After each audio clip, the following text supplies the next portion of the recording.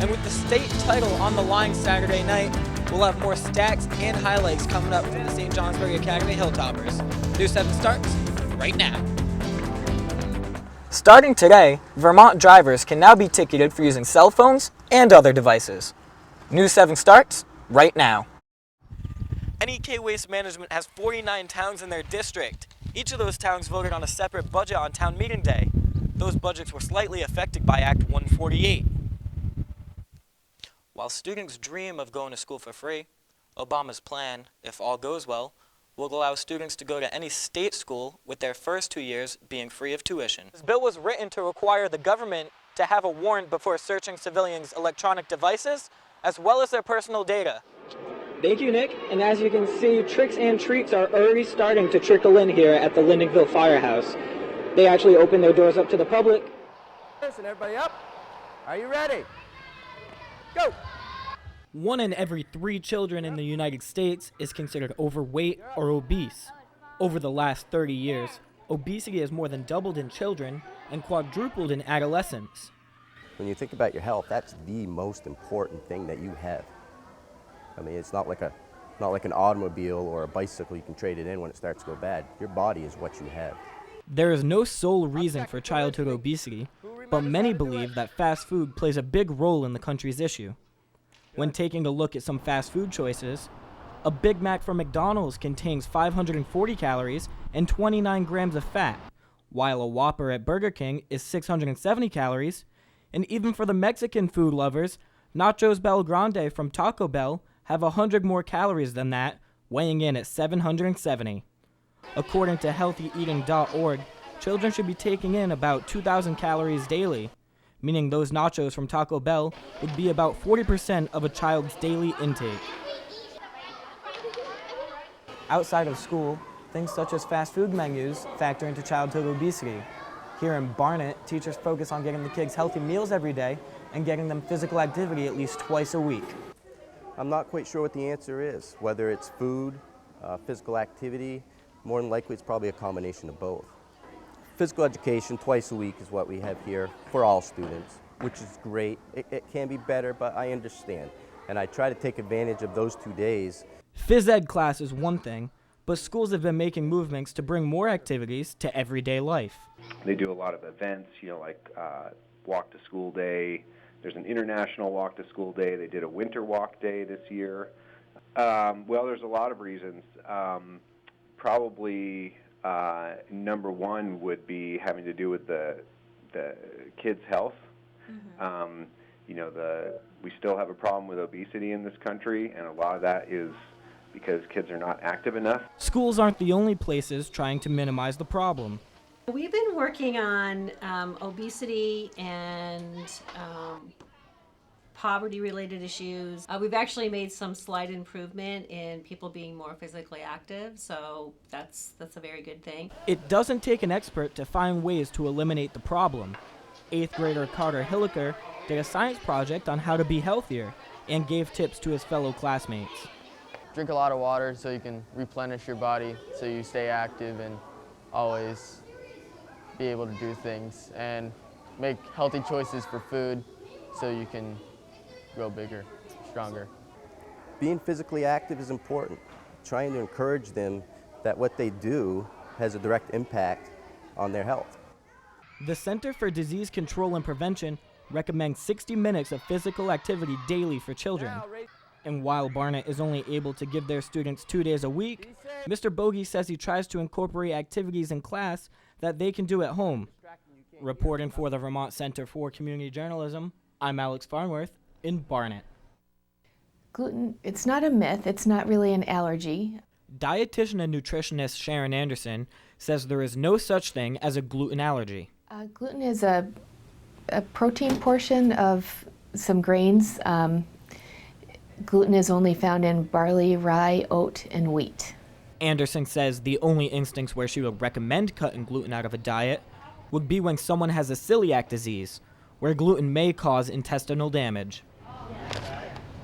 I am starting to get referrals for people who their physician has recommended trying a gluten-free diet just to see if it helps them with their intestinal problems. There is There are people, or there's some research out there that gluten, even in people who don't have celiac disease, can be an inflammatory part of our diet. Cutting gluten out of diets has become quite the trend over the last several years, with no scientific explanation. When people eliminate gluten, they eliminate a lot of processed food, so I think it sort of forces people to eat more healthfully. And again, if it's something that the body doesn't tolerate, their body may just work better. Restaurants have also caught on to the trend and have expanded their menus. When people first hear gluten-free, they think, okay, it's not going to taste good. It's going to be something wrong. It's going to be missing something, and that is absolutely not true at all. I mean, back in the early days when going out to dinner and you said you're gluten-free, people would like, oh, really? Well, we have a salad. You know, it was very limited, and people really didn't know what gluten-free meant. So we decided that, seeing we had a restaurant, not only would we go have gluten-free options, but we would jump in, you know, full bore. Started some years ago, 7 years ago now probably, cutting it out for myself, and then I realized that there's kind of a demand for it, so we started incorporating gluten-free items into our menu. And going gluten-free might affect people's diets, but it also affects their budgets. There is an upcharge for the gluten-free items. They certainly are more expensive than you know, the gluten-laden items, but I think most people understand that. The biggest expense for us for gluten-free is when we use gluten-free flours. They're probably 3 or 4 times the expense of a regular flour. While gluten-free foods might not be the cure for specific sicknesses, the movement has become quite popular. But it seems like a lot of the younger crowd are kind of leaning towards that direction. You know, it really runs the gamut. I mean, it's a little bit of everybody, you know. We certainly have surprised people because their perception is it's not going to taste good, or it's going to have a bad texture to it. And in reality, the gluten-free industry has grown tremendously. Back in the day, you couldn't go to the grocery store and find anything that's gluten-free. And now there's gluten-free sections. Some stores have eliminated gluten-free sections because it's all in their mainstream aisles now. With this trend taking off, both Ramuntos and Junipers at the Wildflower Inn plan to expand their menus.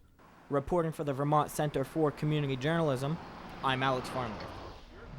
Hockey season might have been over for many high school and college teams in the nation, but some players still have that itch to get on the ice whenever they can. 8 teams, totaling up to over 40 players, signed up for the first ever Ed Horan Memorial Tournament, which all was coordinated originally by Jason Pelkey and Ed Horan. It started as just a tournament organization, just something fun for people to do. I remember sitting right at my desk, just working on it, getting a press release together, and I had my buddy Ed Horan, who he was helping us. He was helping me actually just put the press release together. And not long after that, he had an allergic reaction and suddenly passed away. And while playing in the light of the passing of an old friend, funds from this tournament will help his family, along with the local hockey community. And towards expansion, renovations this rink, and we also have a percentage going to Ed Horan's family as well.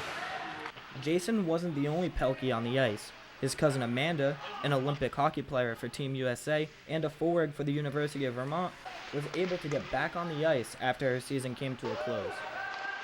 It's a great feeling, especially for a good cause. My cousin was the one that started this this tournament, so he got a hold of me, and now that my college hockey season's over and it's legal for me to do this stuff now. Oh, it's fun. This is what I needed. It's actually pretty fast-paced. As the tournament went into the night, the Pelkeys made it to the finals, but then fell short to the Lumberjacks. He's my roommate, so there's a little rivalry going, so felt really good taking down Pelkey. And while rivalries are always fun, all skaters kept it in the back of their mind that this was all for their dear friend. It turned around into a tournament for him, and it motivated me and a lot of other friends to just, get this done and get everything together. I saw him doing it, and I thought he was crazy at first. I just nodded my head and said yeah, and to see that he put it all together so smoothly was pretty awesome. I'm proud of him. Around 12,000 Blue Cross Blue Shield customers are facing complications when it comes to canceling or making adjustments to their insurance plans. The insurer says only about 5% of accounts that were renewed for 2015 were processed through Vermont Health Connect. Thanks, AJ. In the years gone by since a local 8th grade girl, Angela Kubicki, sent a letter to Senator Joe Benning asking for Vermont to add a Latin motto. Stella Quarta Derima Fulgeat was a requested motto, and the idea stemmed from an old Vermont. The Vermont Senate passed a new resolution that recognizes climate change as a very important issue. The Senate's resolution from earlier this week states global warming in Vermont is getting worse because of human actions. A 19-year-old male from West Charleston was back in court this afternoon for a competency hearing. The Public Service Department is asking Fairpoint Communications for more information so they can decipher exactly how many customers did not receive bill credits for a telephone repair delay. Solar power has made a name for itself as a clean alternative to fossil fuels, but there are some drawbacks to the bulky panels. And you may think of these as just for young children, but now coloring books are all the rage for adults. In fact, these books are on the top of Amazon's bestsellers list. Claire Sebastian explains. The decision to allow RVs on all private property in Burke is back in the hands of the voters. That informational meeting is scheduled for June 5th at 6 p.m. The revote will take place on June 9th. The RV vote wasn't the only controversial topic at the Burke Select Board meeting. In fact, the issue of loose dogs in several neighborhoods, even though flooding's not a concern, are skiers worried about the length of their season? Well, there is a pretty... So with a little bit of rain this morning and more coming in, do you think we're still in the clear for flooding, or should we be concerned? When do you think I'll be able to start incorporating shorts into my everyday wardrobe? I wish I could tell you soon, but